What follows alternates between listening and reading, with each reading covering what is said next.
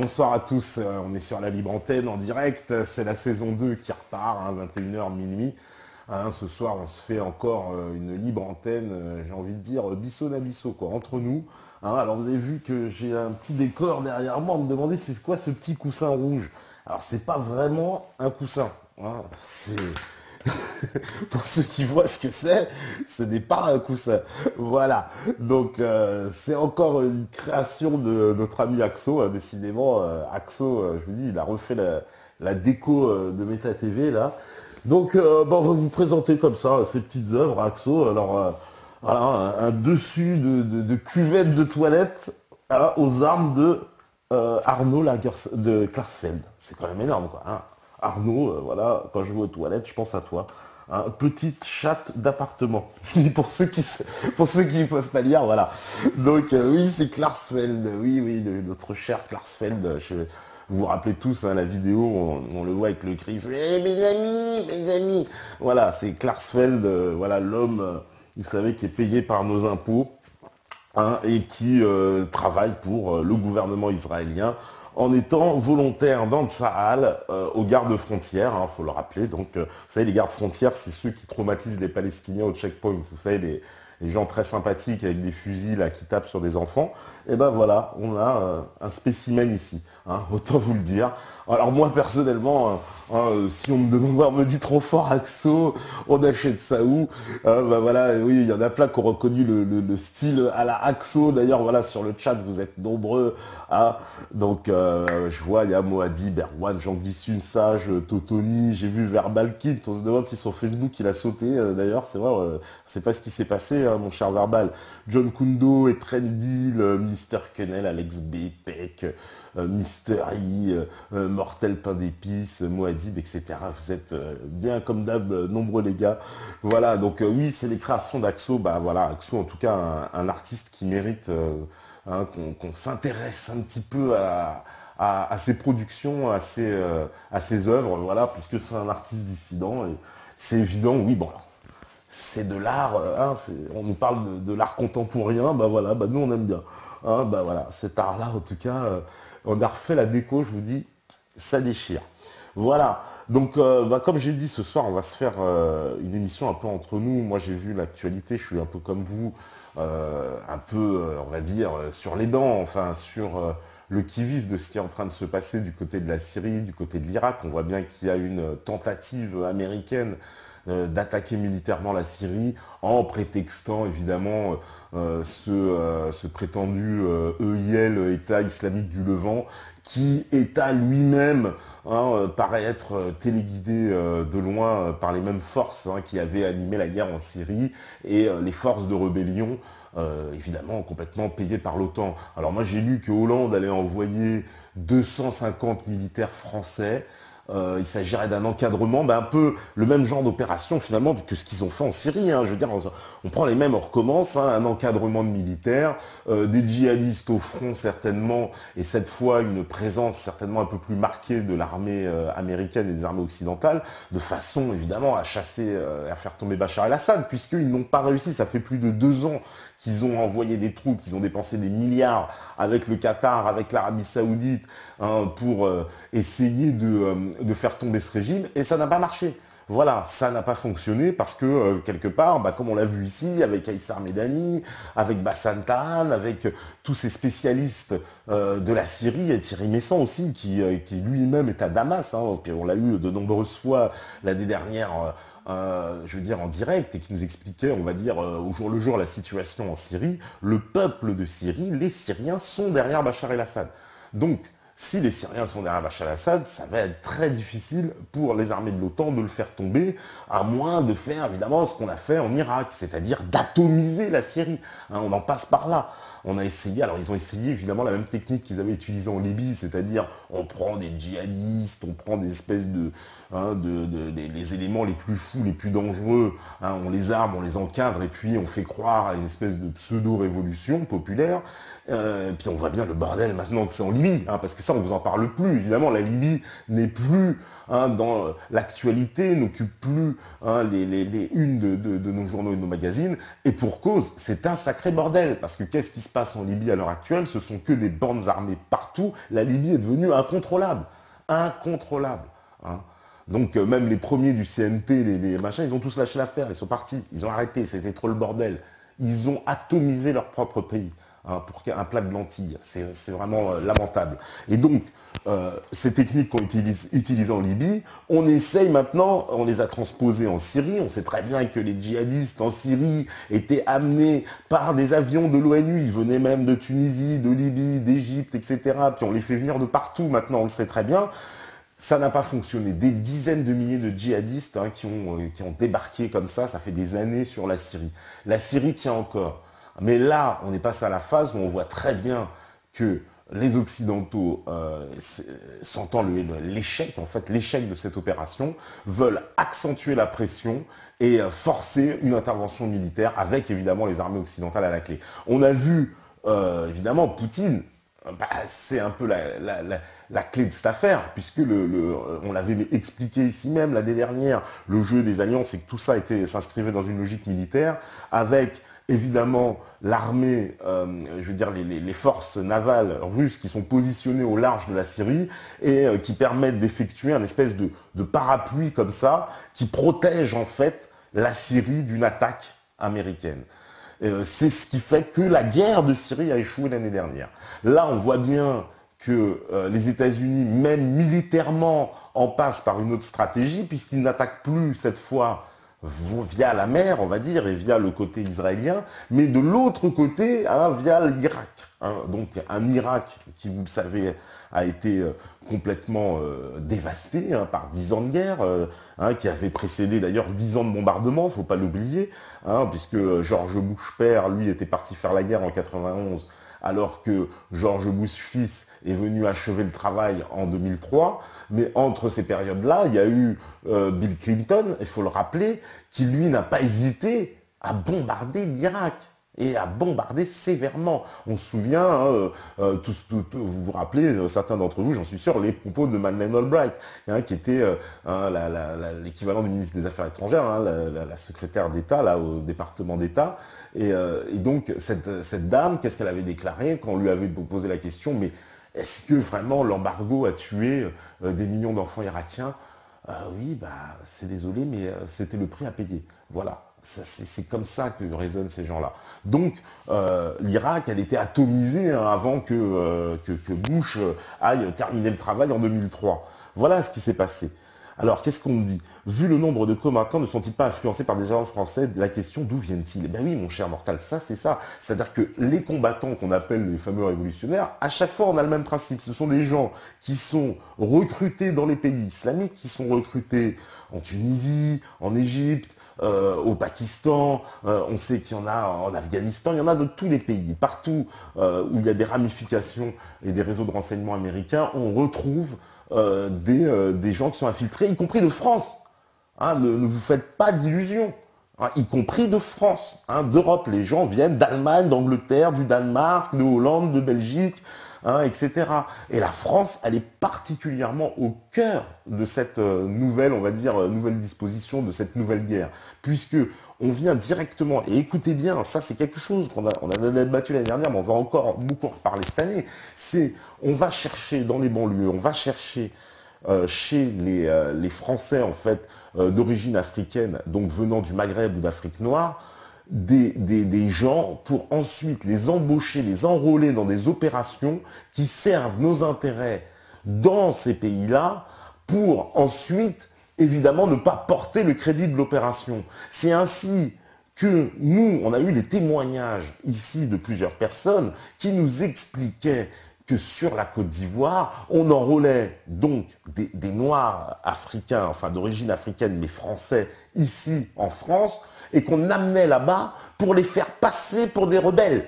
Hein, alors qu'en fait, ces gens-là interviennent au nom de nos intérêts et au nom, ils sont encadrés par des agents de l'armée française. C'est comme ça que ça se passe. Et s'ils font la même chose au Mali, ils font la même chose dans, comment dire, au Moyen-Orient, en Syrie. C'est pour ça qu'on a ces filières avec ces mecs qu'on va essayer de détourner en banlieue au nom d'un djihad, etc.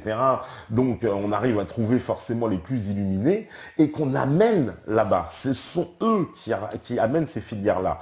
Hein, d'ailleurs, c'est toujours pour ça que je trouve absolument surréaliste le discours en général de nos hommes politiques qui, lorsqu'ils nous parlent de la Syrie, nous disent attention les groupes et les réseaux islamistes hein, qu'on va emmener en Syrie, etc., qui vont fournir les rangs des djihadistes. Mais ces rangs, qui s'occupent de leur logistique, qui les amène? Voilà, ce sont les services de renseignement de l'OTAN qui organisent tout ça. Avec la mainmise, on l'a vu sur la Syrie, de la Turquie, etc. La Turquie, c'est un membre de l'OTAN, un membre pilier de l'OTAN. Hein. Donc, faut bien comprendre que rien ne peut se passer en Turquie sans que les États-Unis l'acquiescent ça.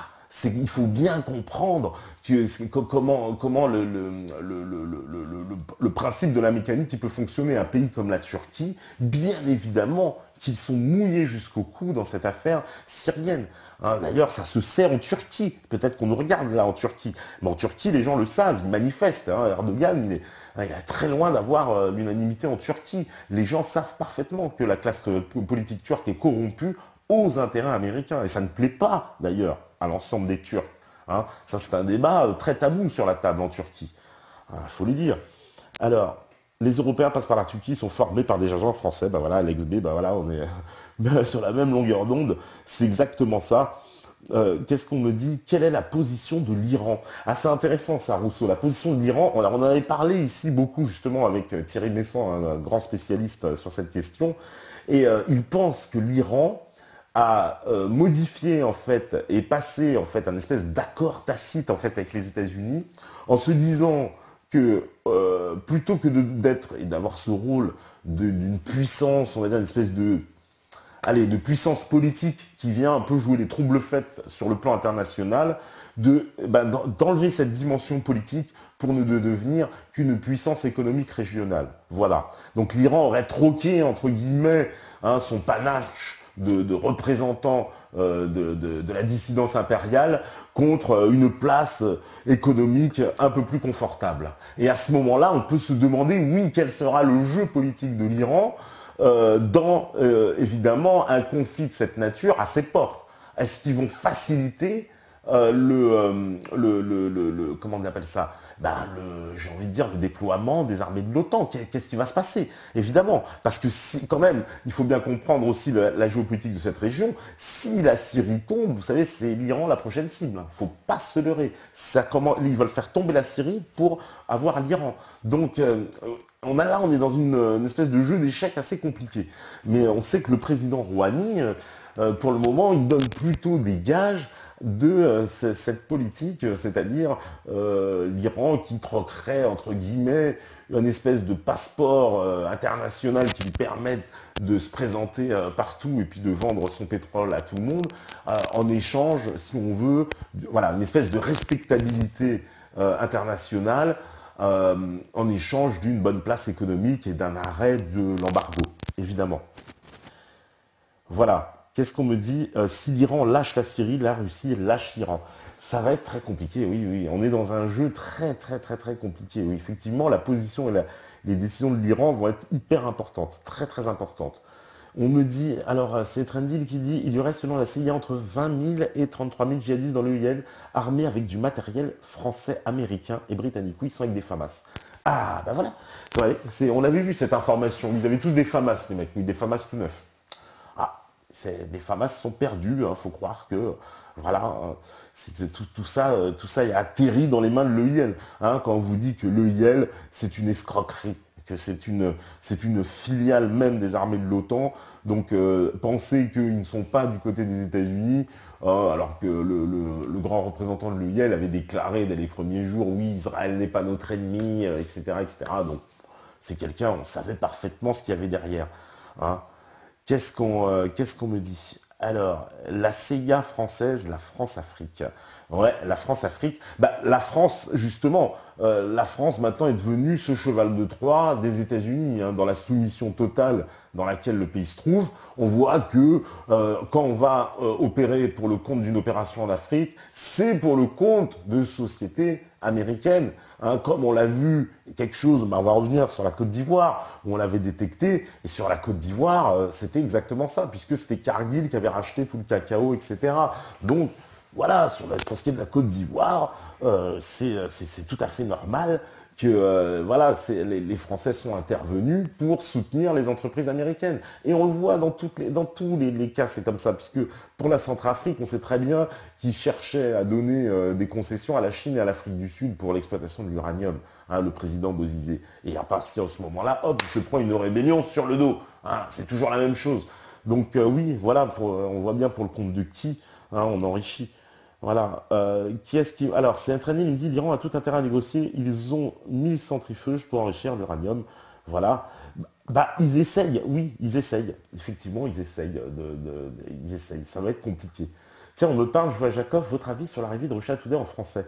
Ah, bah écoute, c'est un projet qui nous intéresse de très près. En tout cas, on va suivre ça de très près parce que, voilà, il y a peut-être même des possibilités que nous collaborions avec Russia Today en français, parce qu'évidemment, oui, cette chaîne russe que certains connaissent, d'autres certainement peut-être pas, donc qui est l'équivalent de la plus grande chaîne d'infos russe, on va dire, hein, qui est complètement soutenue par évidemment l'État russe, qui existe déjà, donc une version en anglais, en russe évidemment, mais aussi en arabe, en espagnol, et donc maintenant ils vont avoir une version en français. Et je trouve que c'est plutôt une bonne nouvelle parce que Russia Today est une chaîne, en tout cas pour ceux qui connaissent la version anglaise, avec une liberté de ton et une qualité en fait des reportages qui est assez saisissante. Hein, parce que quand je parle de liberté de ton, c'est aussi bien dans la critique d'en face que dans leur propre critique. Hein, parce qu'ils ont beaucoup plus d'objectivité que n'importe laquelle de nos chaînes d'information françaises. Hein. Là, il n'y a même pas à faire, il y a même pas photo, hein, si j'ose dire. Parce qu'au moins, pour ce qui est des chaînes comme Russia Today, ils ont quand même le mérite que lorsqu'ils font un reportage, y compris sur Poutine, sachant que Poutine, je crois en 3 années d'existence sur la chaîne, il n'a donné qu'une interview. Hein, on n'aime pas nous dire qu'il squatte la chaîne. Hein. Et donc Poutine, voilà, il le critique ouvertement. Alors évidemment, d'ailleurs, il y a même la fameuse polémique avec Abby Martin, hein, qui avait sévèrement critiqué Poutine sur l'histoire de la Crimée à l'époque, qui avait fait un édito anti-Poutine sur Russia Today, et qui avait quand même été conservé au sein de la chaîne. Bon, voilà. Donc, comme quoi, non, moi je suis plutôt content d'apprendre qu'il y aura Russia Today en français. Voilà. Samwang, hello, je suis en retard. Samwang, salut mon pote. Alors, qu'est-ce que vous dites encore? C'est comme Al-Qaïda, lisez les armées secrètes de l'OTAN. Bah, je suis dessus en ce moment, sur les armées secrètes de l'OTAN, dont Salus là, qui dit ça. Et c'est vraiment ça, effectivement. L'OTAN n'a jamais arrêté, en fait, ses projets d'armées secrètes, ça a toujours continué. Et aujourd'hui, on voit bien que sur des théâtres d'opération comme on les a vus en Afrique du Nord, en Proche-Orient, il s'agit non plus d'armées secrètes, mais de véritables armées de mercenaires. Alors oui, secrètes quelque part, parce qu'elles sont sous nos yeux, mais évidemment, la masse médiatique, hein, la masse de cette masse informe de journalopes, tous, hein, je veux dire, il n'y en a pas un pour attraper l'autre, qui est incapable d'expliquer qui s'occupe de la logistique, qui est derrière ça. Et ça avait commencé depuis longtemps, hein, parce que pour ceux qui s'en rappellent, les armées comme ça de djihadistes qu'on emmène sur un théâtre d'opération pour, on va dire, effrayer la population et semer le désordre et le chaos et la terreur, c'est une technique qui a été utilisée en Bosnie à l'époque, et qui a été utilisée pendant la guerre, aussi la fameuse guerre de Yougoslavie. Et ça, à l'époque, on était un peu plus, on passait un peu plus à côté. Hein. On n'a pas vraiment compris ce qui s'est passé quand les gens nous disaient, voilà, oui, il y a des bandes de djihadistes. Voilà, on pensait que c'était les musulmans bosniaques, etc.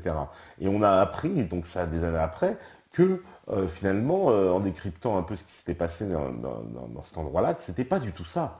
c'était complètement différent. C'était des bandes amenées de l'extérieur qui avaient été aussi préparées, encadrées pour semer la terreur et augmenter, je veux dire, la violence dans cette région. Et d'ailleurs, qui a mené au chaos total, hein, à l'explosion du pays. Donc, les techniques qui ont été utilisées déjà pendant la guerre du Kosovo, la guerre de Yougoslavie dans les années 90, ont été, pour moi, des techniques de guerre qui ont servi à modéliser la façon dont on allait traiter la communication de la guerre dans les guerres qui allaient suivre. Et c'est exactement ce qui s'est passé après, particulièrement évidemment avec après le 11 septembre, alors là où on avait l'excuse absolue, tu vois. L'excuse absolue. Alors, qu'est-ce que vous me dites?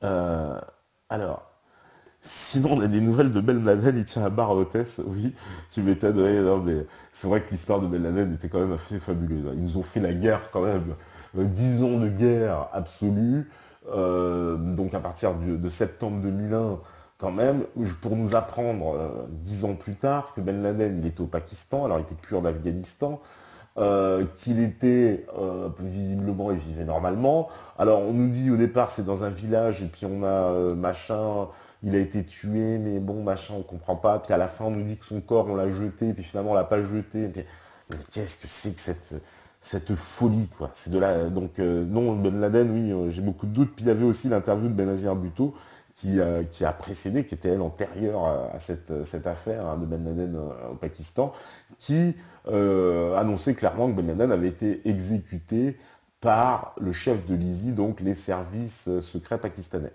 Voilà. Donc ça, c'est ce qu'on nous a expliqué. Voilà. On a bien voulu, on a eu la bienveillance de vouloir nous le dire du côté des Américains. Moi, je me rappelle aussi d'un débunkage d'une histoire de photo. Alors, je ne sais pas si vous vous en rappelez aussi. On nous avait montré la photo de Ben Laden mort. On nous l'avait annoncé sur toutes les chaînes comme étant l'image officielle fournie par la CIA pour finir avec finalement une explication complètement bidon au bout de 2 heures, puisque l'affaire était débunkée, qu'il ne s'agissait pas de la photo de Ben Laden, mais d'un trucage Photoshop. On nous dit, ah ben non, mais c'est des photos qui circulent sur Internet. Hein, alors que moi, je me souviens des journalistes qui disaient, voilà, les photos nous ont été fournies par la CIA. Donc à un moment donné, ça a quand même été ouais, assez dingue.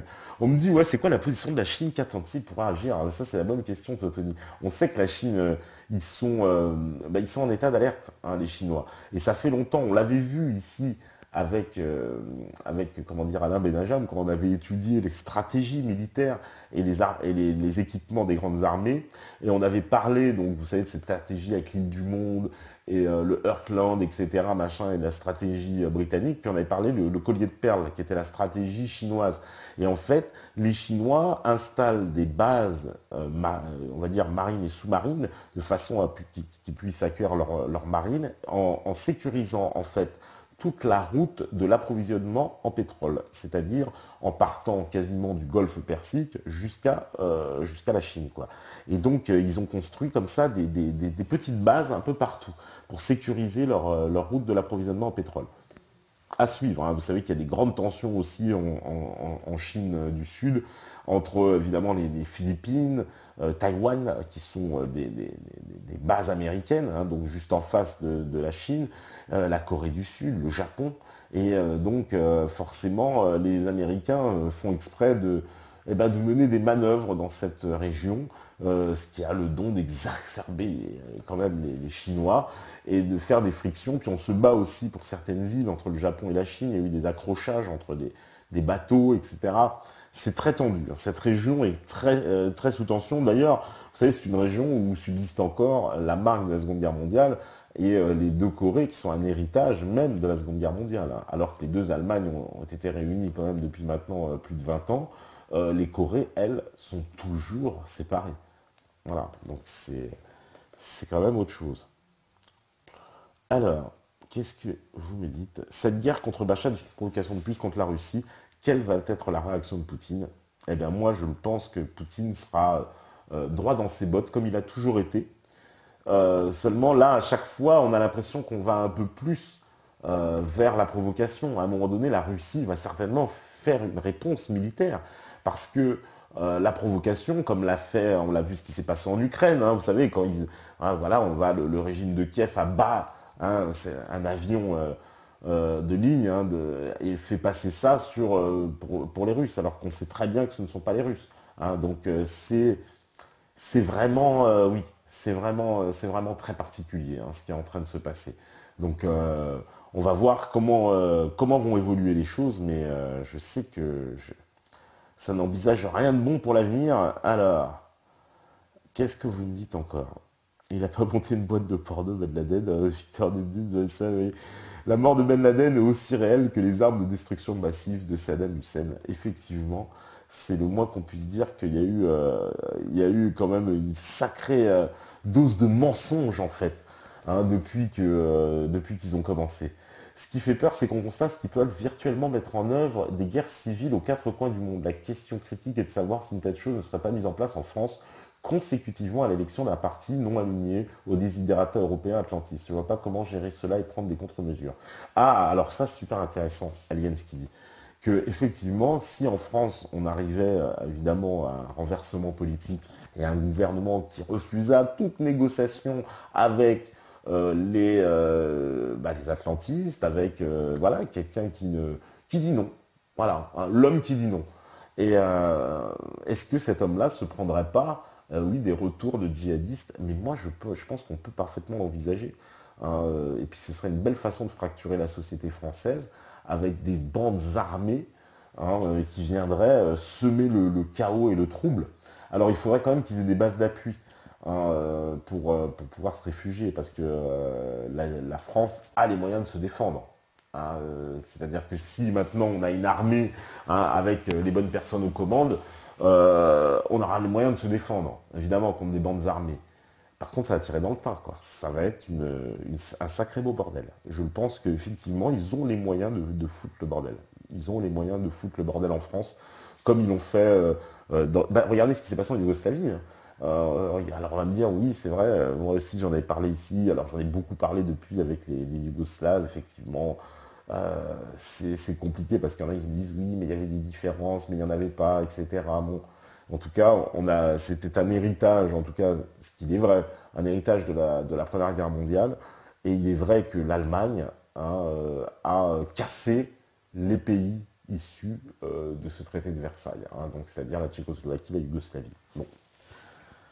L'histoire nous le dira.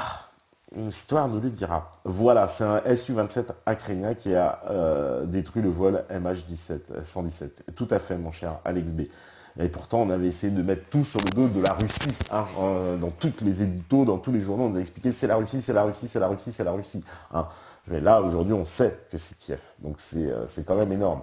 On a essayé d'emmener la Russie, en fait, à s'attaquer directement, en fait, que la Russie puisse rentrer dans un conflit militaire et donc dans une confrontation directe avec le régime de Kiev, ce qui aurait pour conséquence immédiate, évidemment, de couper la Russie du reste de l'Union européenne.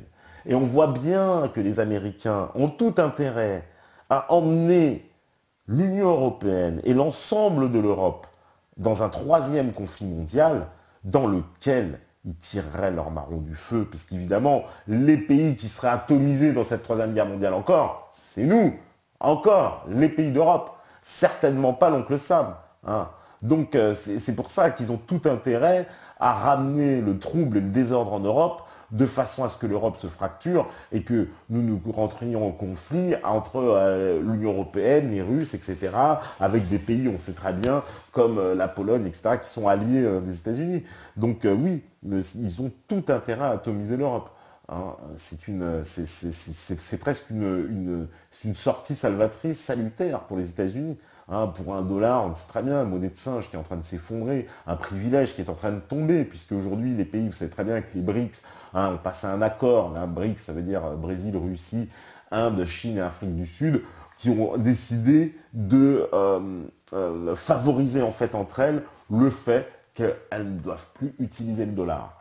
C'est ce qu'avait mis en place Kadhafi, c'est pour ça qu'il est tombé, parce qu'il avait voulu mettre son dinar or en place, et 45 pays d'Afrique avaient accepté. Ils voulaient mettre aussi le FMA, le Fonds monétaire africain, qui devait à l'époque deux mois avant sa chute, ouvrir évidemment au Cameroun, c'était à Yaoundé, me semble-t-il, hein, le siège social. Et donc c'était un fonds qui avait pour objectif, ni plus ni moins, de virer le FMI. Hein, voilà, c'est aussi simple que ça, puisque la véritable, comment dire, le fonds de départ en fait du FMA était équivalent à la dette de tous les pays africains envers le FMI. Voilà, c'était ça l'objectif. Donc il voulait rompre la tutelle qui existe et le rapport de domination entre le FMI et on va dire entre l'Occident et l'Afrique. Et ça, c'est quelque chose qu'il a payé très cher. Voilà, vous avez vu, la Libye a été atomisée pour ça. C'est ça le véritable jeu, le véritable enjeu des guerres qui se cachent. C'est comme ça qu'il faut comprendre les choses. Hein. Après, tout le truc, le discours, mais Kadhafi, c'est un méchant, oui, mais... Non, il faut comprendre la stratégie, la géopolitique hein, qui est en train de se jouer.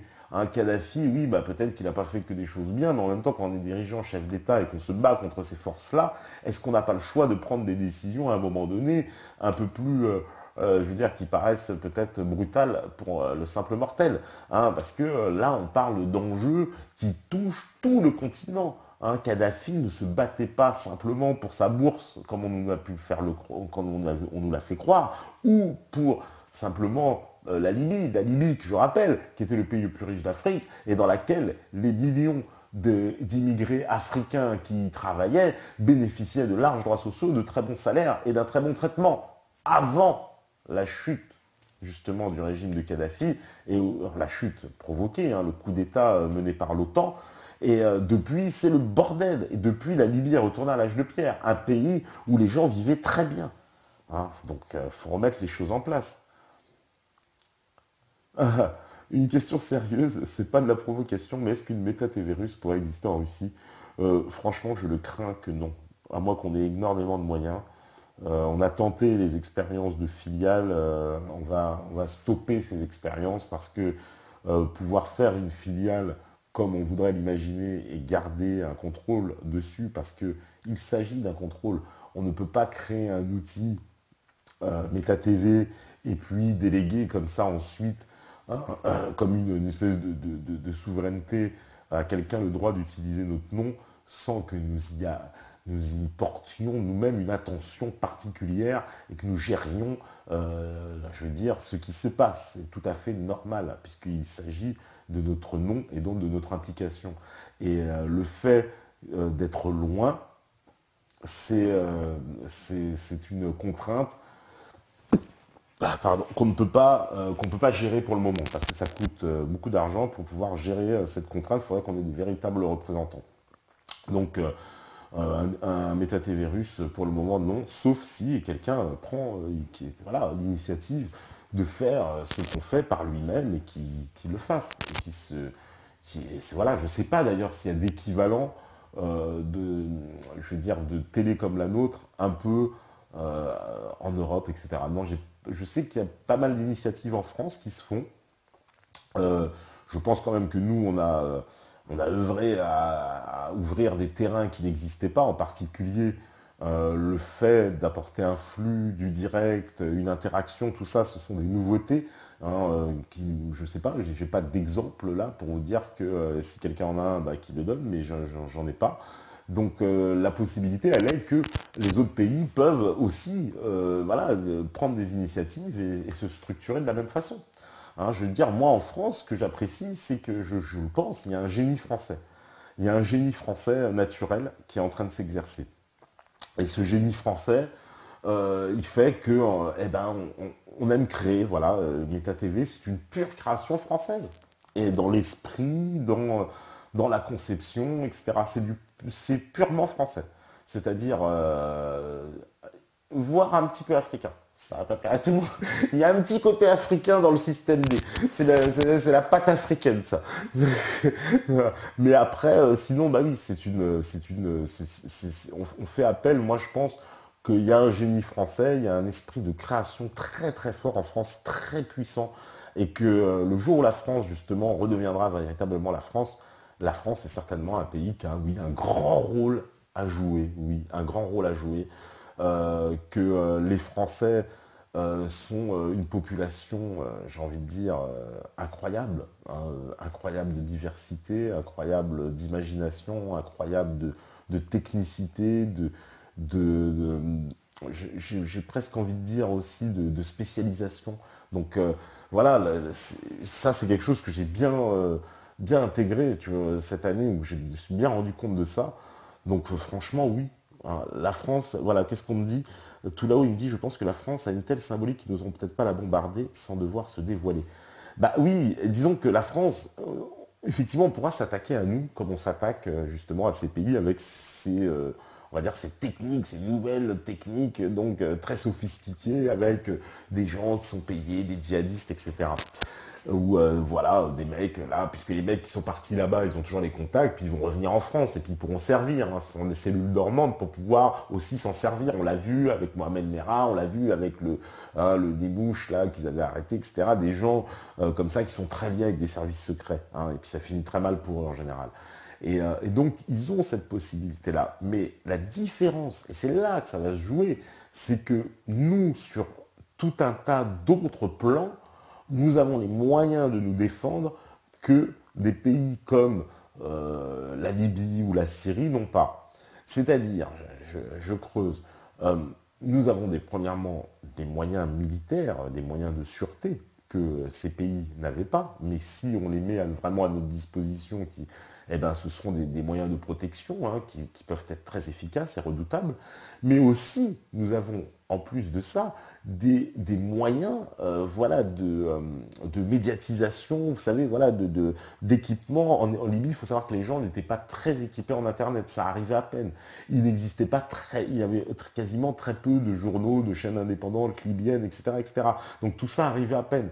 Pareil en Syrie. Alors qu'en France, on connaît un énorme développement de ce côté-là. Donc ce qui veut dire que pour les personnes qui voudraient justement s'attaquer à la France, il va falloir qu'elles fassent aussi avec ces réseaux-là. Et là, ça risque d'être un peu plus compliqué, effectivement, qu'en Libye ou en Syrie. C'est pour ça qu'ils ont intérêt à la tenir.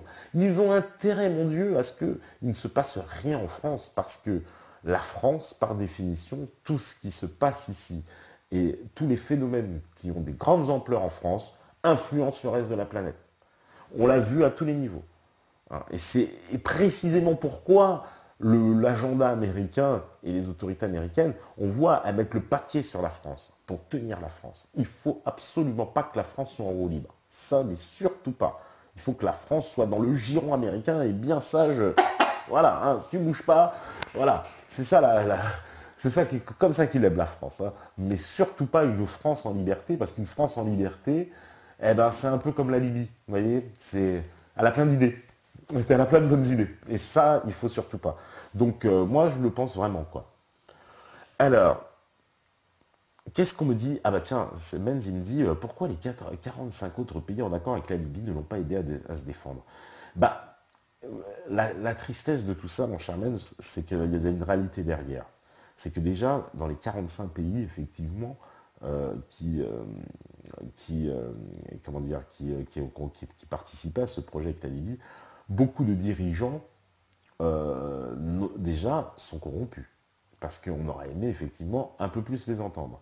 Le peuple, lui, a manifesté. Il faut le savoir qu'il y a eu énormément de manifestations en Afrique. Ça a été occulté au moment, évidemment, de la guerre en Libye, mais des manifestations de soutien au Nigeria, au Mali, au Congo, etc. Il y en a eu plusieurs, tu vois, de manifestations, de grandes manifestations en soutien à Kadhafi. Ce qu'on ne voyait pas, évidemment, qui n'était pas montré.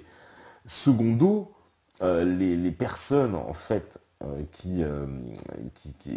comment dire, les pays africains, il y a une triste réalité, c'est qu'ils n'ont même pas les moyens militaires de pouvoir s'opposer aux pays de l'OTAN. Parce que 45 pays d'Afrique ne sont pas capables de mettre en commun une grande force militaire et puis de déclencher une guerre contre l'OTAN, puisqu'ils ne peuvent pas ignorer cette situation. Donc, d'autant plus qu'au même moment, un peu précédemment, il y a eu l'épisode de la Côte d'Ivoire, qui était quand même assez incroyable, quoi. Hein, et l'intervention directe de l'armée française, qui, je le rappelle, est quand même l'ancien colonisateur. Parce que ça, c'est choquant à l'étranger. Hein. Vous savez, en France, on a toujours cette vision un peu paternaliste avec l'Afrique, on intervient en Afrique, c'est normal. Hein. Quand j'entends parler des hommes politiques, y compris Marine Le Pen, non, mais c'est normal. Hein. La France est un ADN, comment dire, la France serait génétiquement programmée pour intervenir en Afrique. Donc, quand la France intervient en Afrique, c'est normal. Et pourtant, la France est l'ancienne puissance colonisatrice. Donc ça, c'est particulièrement choquant à l'étranger. Donc, puisqu'on se dit comment ça, c'est l'ancien colonisateur qui lui-même intervient dans un conflit national pour débouter un président en place.